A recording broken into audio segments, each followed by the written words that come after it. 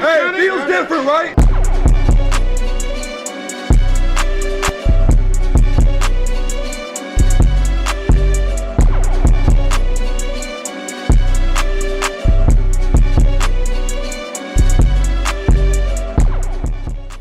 Hello and welcome to episode 15 of Fantasy Sports.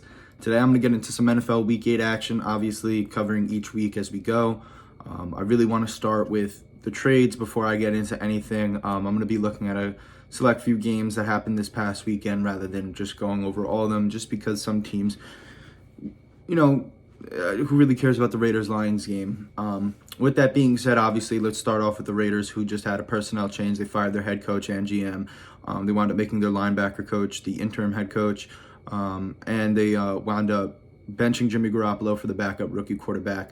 And the reason I think the big reaction to this was so, of such a large magnitude was because of the way their season has kind of played out. Obviously, we've seen Jimmy G come in, step in, throw in the most interceptions in the league. Devontae Adams has not gotten the ball as much as he wanted. But with all that said, I think a majority of the problem on this offense was McDaniels. I think when the rookie quarterback was in, he fed Devontae Adams, gave him the best chance to win. When you got to get, at the end of the day, you got to give your best player the ball, and that's what he'll do. But with everything else, other than that, I want to focus on the trades that happened because there were some important trades, such as Josh Dobbs going to the Vikings. Clearly, he filled in for the Cardinals and he did a really good job, but with Kyler Murray coming back relatively soon, that season kind of being lurking and looming, doesn't seem right for them to hang on to someone, decent like him, and it makes more sense for them, obviously, to make him on the move, especially with the Vikings looking for a quarterback after Kirk Cousins going down for the year. That was a great move by the Vikings part. They're being 3-4 right now. It really hurts to see Kirk Cousins go down just because they kind of wind up getting their stride going in those close games. With all that being said, I really do think that the Vikings can win a couple games that they don't expect them to, because Josh Dobbs held the Cardinals, who are a much worse team on paper, in plenty of games, and I think Josh Dobbs will fill in perfect there once Justin Jefferson gets back off that IR, which is relatively soon. And then Chase Young, another big trade, got Chase Young over to the 49ers, and that was a great trade by both parts. I think at the end of the day, they need a pick.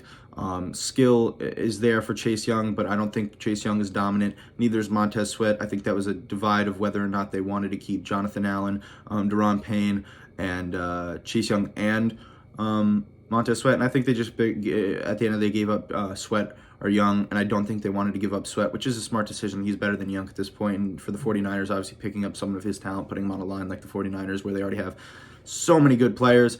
I think that's great, but I think the biggest loser in general was probably Washington, just based off of what they could have got. Obviously, Young was a generational talent. Rivera drafted him over, people like Tua Tagovailoa and Justin Herbert. But with that being said, I don't think it was one of those things where they were making the wrong pick. I just think it was one of those things where they might not have had the right pick in mind when it came to what their franchise was looking for. I don't think they made the wrong pick in terms of talent. I just think they made the wrong pick in terms of what could have been in terms of talent, such as Justin Herbert and Tua. Moving on, a great big trade for the Seattle Seahawks. Obviously, they just signed Frank Clark. Now they get defensive tackle Leonard Williams, with the Giants having a pretty rough season, dropping that loss to the Jets after pretty much leading the entire game, and a game where there was so many punts. I did really like what they wound up doing, getting the pass rush going with Frank Clark. They looked good this past Sunday. Very close game with the Cleveland Browns, but again, they're a good team. But with all that being said, the Seahawks definitely bolstered the team. I think the Giants definitely lost this trade, but not in terms of what they lost in terms of, not as much as what they lost, because obviously Leonard Williams probably wouldn't have re-signed. I think it's just more of a loss in losing a player like Leonard Williams when you have a team like the Giants, where they could have been good this season after having the following season. Or previous season. Good signing by the Seattle Seahawks and Frank Clark, and great trade for them for Leonard Williams. That was kind of only really I had to focus on for the trades. Heading into the games that happened this past Sunday, obviously I'll focus on the Jets-Giants game, where the Jets won 13-10. I feel like I always have to talk about the New York Giants every week now. But yes, I do very much think this was a great game in terms of what could have happened. I know when the back and forth punts was definitely brutal to watch. I was out there watching it. But I do think it was very interesting, a game going into overtime. Garrett Wilson getting down there in the couple seconds they had before they kicked the field goal to send it to overtime. Definitely very interesting. We obviously first had a record broken when the rookie quarterback that wound up standing in for Tyrod Taylor after he went out had -1 passing yards. I'm just excited to see where the Giants go from here. Saquon had 36 carries and 100+ yards rushing, 120+ yards rushing. So definitely interesting to see. With all being said, definitely an interesting game. Jaguars-Steelers game, this one hurt a lot because the Jaguars came out and they were firing. But also with that being said, Kenny Pickett going down is really frustrating. And Najee also had another bad game. And every time Najee has a bad game, I just get so hurt because I always want to see him take a step up and then he just takes a step back. But yeah, brutal game for the Steelers. Defense showed up as usual, held them 20 points, the Jaguars, and the defense can't get everything done when the offense isn't really doing much. But yeah, brutal game all around. I think the best thing to take away from it is that Calvin Ridley finally got the ball, and he looked good and involved. And Travis Etienne is the real deal. He's probably top 5 running back right now in the league, if not top 3. So that's very much something that surprised me. It is something to watch for the rest of the season in terms of offensive player of the year, just because I feel like he's having that type of season. Other than the fact that Tyreek and AJ Brown are doing what they're doing, if they were not to have the season they're having right now at wide receiver, I do think Travis Etienne would be up there. Eagles-Commanders game, really good game, wound up coming down to the wire.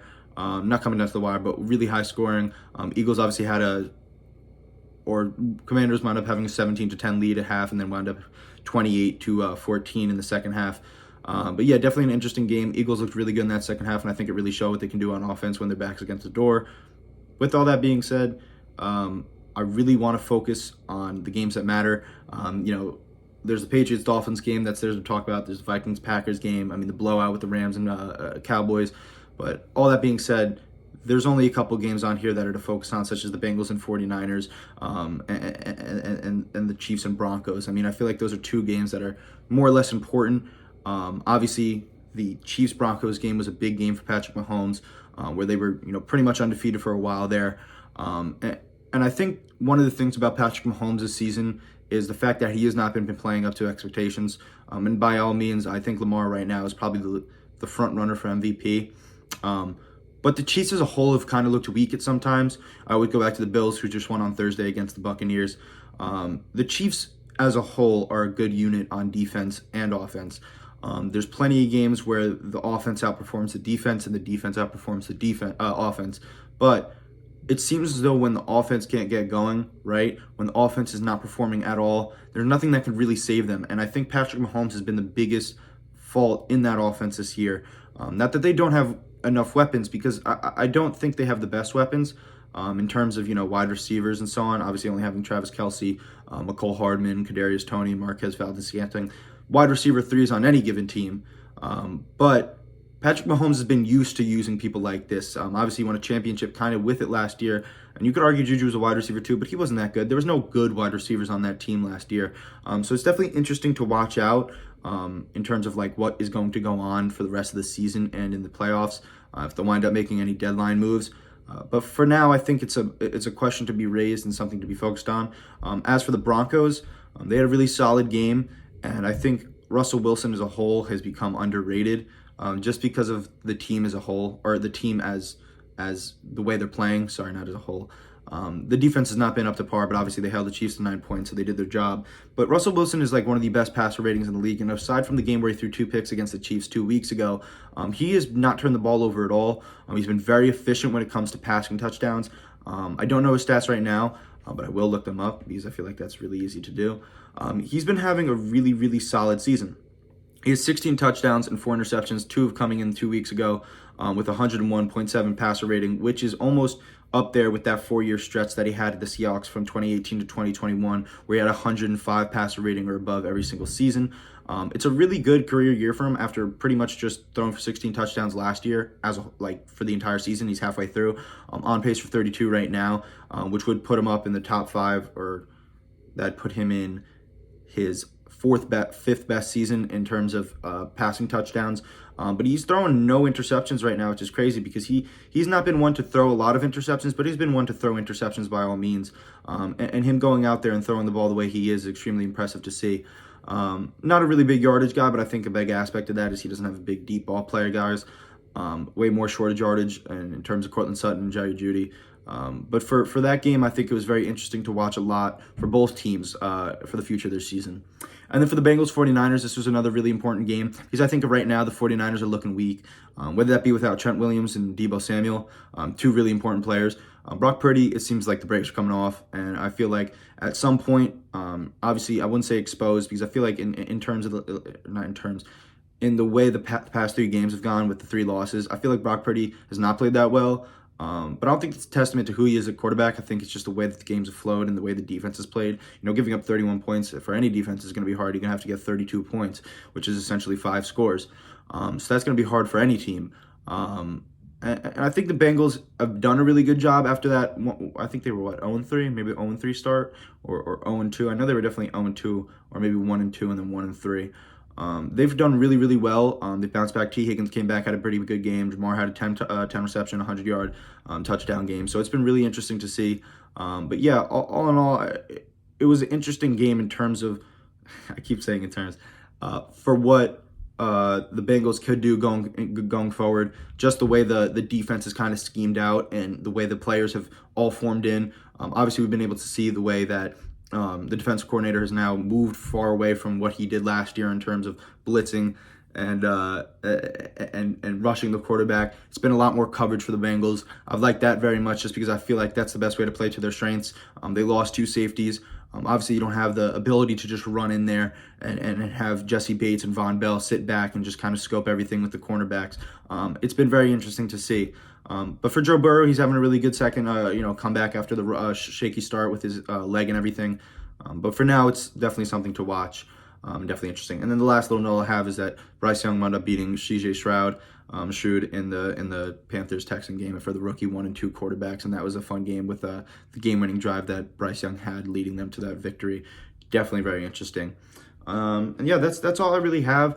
I think biggest notes and biggest key takeaways were the fact that this week I feel like exposed a lot of teams, and not exposed, but showed what a lot of teams are going to do for the rest of the season.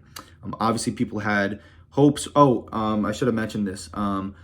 Will Levis and the Falcons game. That was a really interesting thing.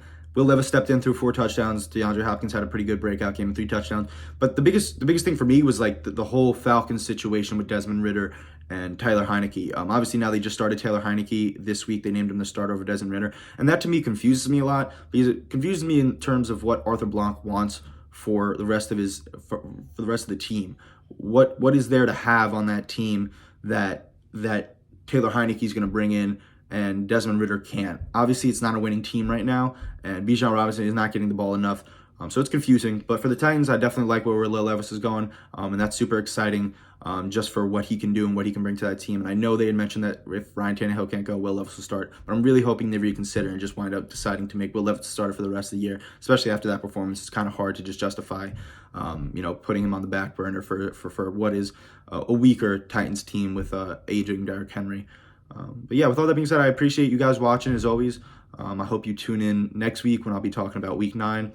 And as always, thank you.